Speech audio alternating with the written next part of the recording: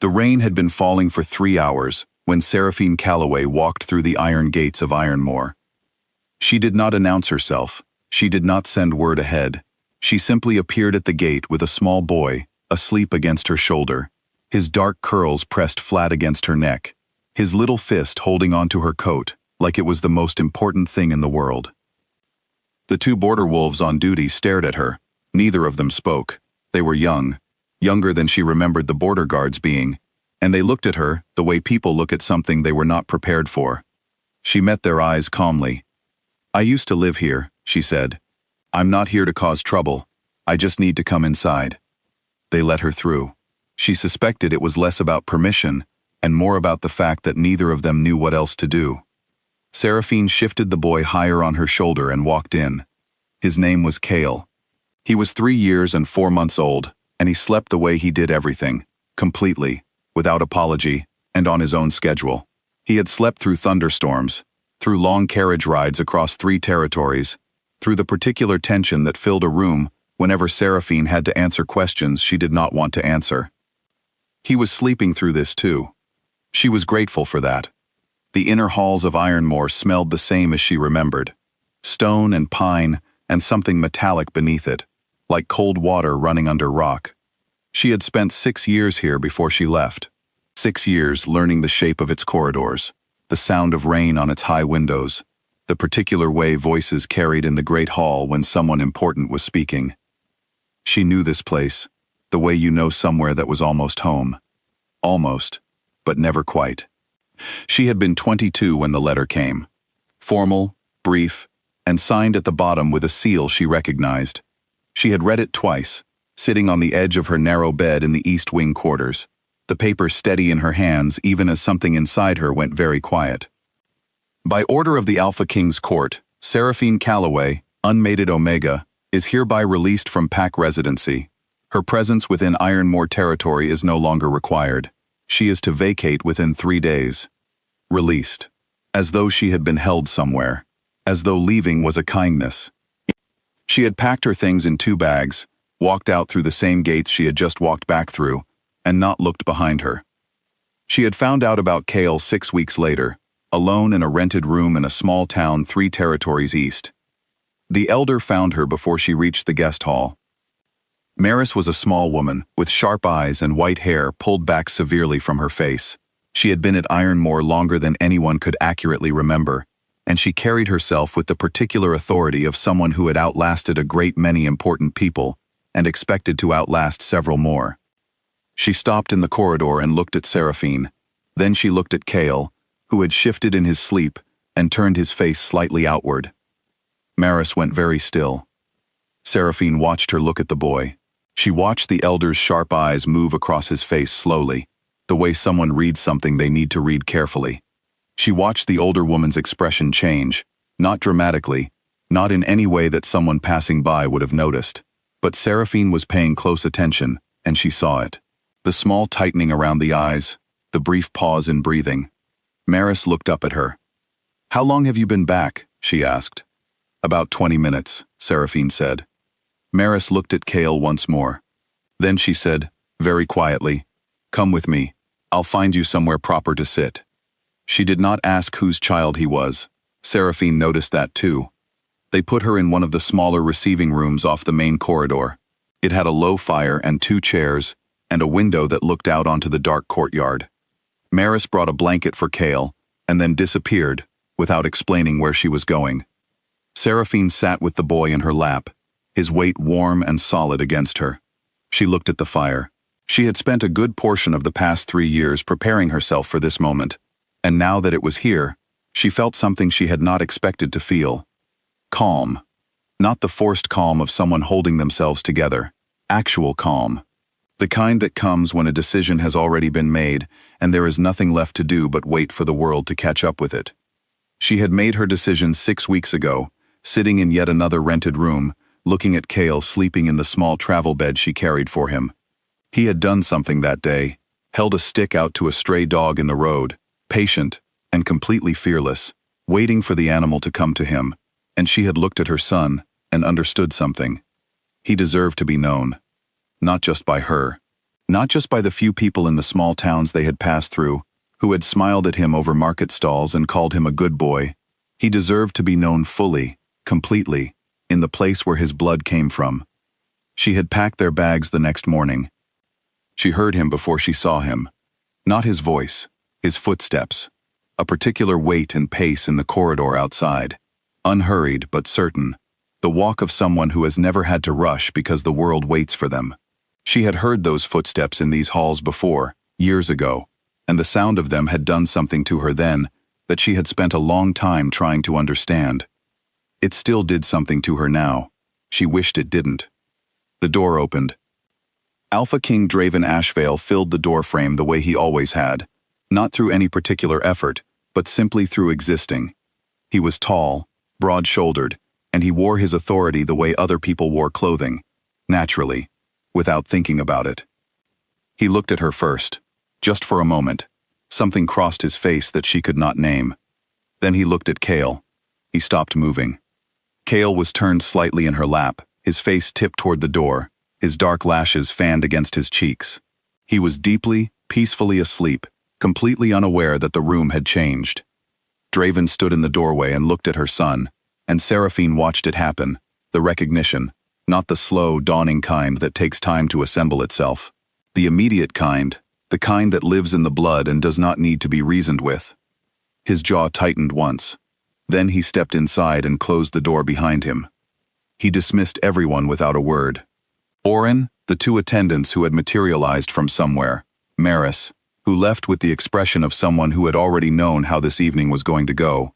They all filed out, and then it was just the three of them in the low-lit room, with the fire and the sound of rain against the window. Draven crossed the room slowly. He did not sit in the other chair.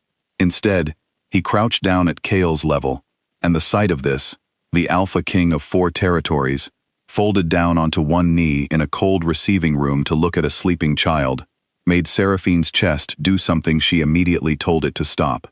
He was quiet for a long moment. "How old?" he asked. His voice was very controlled. She could hear what was underneath the control, but only because she was listening for it. 3 years and 4 months, she said. He did the mathematics, she could see it. She had done the same mathematics herself, many times, in the first weeks after she left. She had counted backwards and forwards and sideways, and the answer was always the same. He looked up at her. His eyes were gray with that particular amber ring at the center that she had spent 3 years seeing every morning in her son's face. "You should have told me," he said. She had prepared for this. She had rehearsed her answer, refined it, stripped everything out of it that could sound like blame or bitterness, because she had not come back for either of those things. "You signed the order yourself," she said. "I was told you reviewed it. I was told your court had decided I was an unnecessary complication. I left because I was given no reason to believe my staying was wanted." "I never read it," he said. The words landed in the room between them. She looked at him steadily. "I know," she said. "I didn't know that at first. But eventually, I understood that a man who wanted someone gone would not have spent the previous 2 years looking at them the way you looked at me. So yes, I know." He said nothing. "That's part of why I came back," she added. Kale woke the way he always did, in slow, comfortable stages, like a tide coming in. His eyes opened halfway, closed again, opened fully. He looked at his mother first. He always looked at her first. Then he turned his head and found the stranger crouched beside him. He studied Draven with the complete, unself-conscious focus that only small children can manage. No hesitation, no performance. He simply looked at this large, serious man, the way he looked at everything that interested him, directly and without apology. Then he reached out and pressed his small hand flat against Draven's jaw. Seraphine stopped breathing. "You smell like Mama's old blanket," Kale said. His voice was still thick with sleep, informational rather than poetic, simply a thing he had noticed and saw no reason not to say. Draven did not move. He stayed exactly where he was, Kale's small hand against his face, and something happened in his expression that Seraphine had never seen there before. In all the time she had known him, in all the years she had watched him lead and decide and carry the weight of 4 territories, She had never seen him look like this. Like something had been returned to him that he had not known was missing. "What's your name?" Draven asked. His voice was steady. She did not know how he managed it. "Kale," the boy said. He removed his hand and rubbed his eye with his fist, already losing interest, already looking at the fire. "Are there any biscuits? I'm hungry." Seraphine let out a breath. "I'll find you something in a moment," she said. "Kale Ashvale," she then said, looking at Draven. Saying the name aloud, in this room, to this man, felt like setting something down that she had carried a long distance. "That's what his papers say.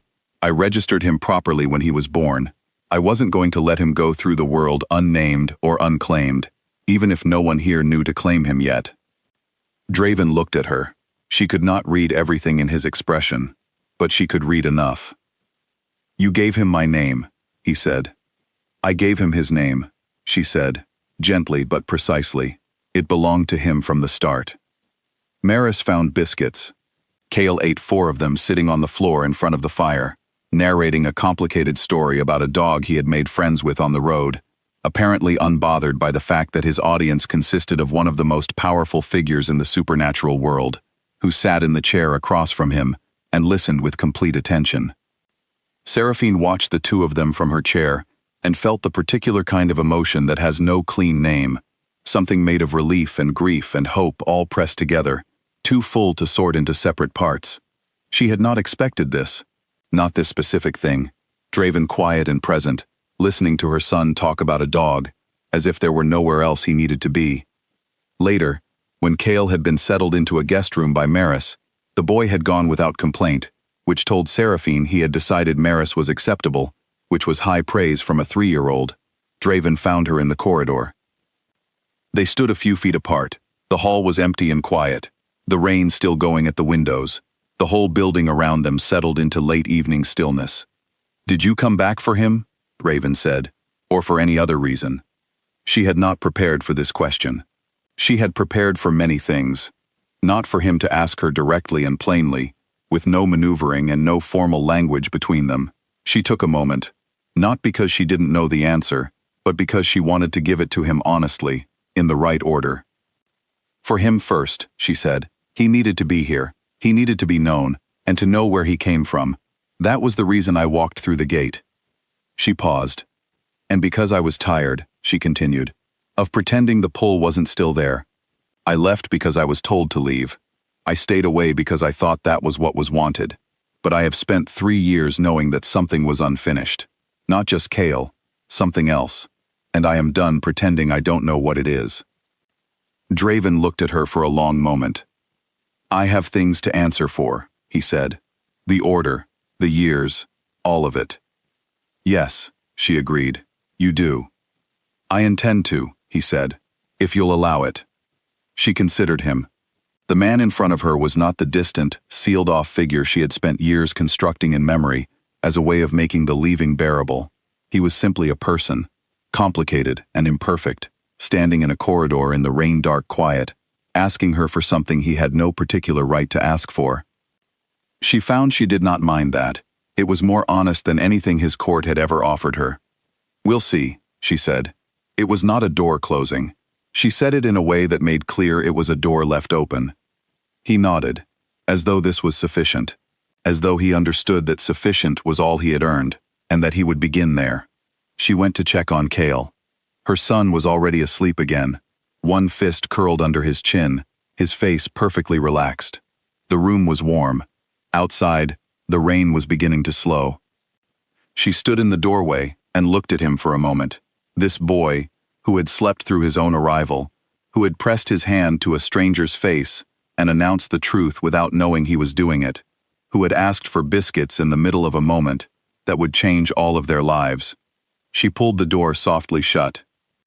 Down the corridor, she could hear the quiet sound of the pack settling in for the night, the familiar sounds of Ironmoor, the low voices, the distant movement, the particular creak of the old stone. For the first time in 4 years, it did not sound like somewhere she had left. It sounded like somewhere she had come back to.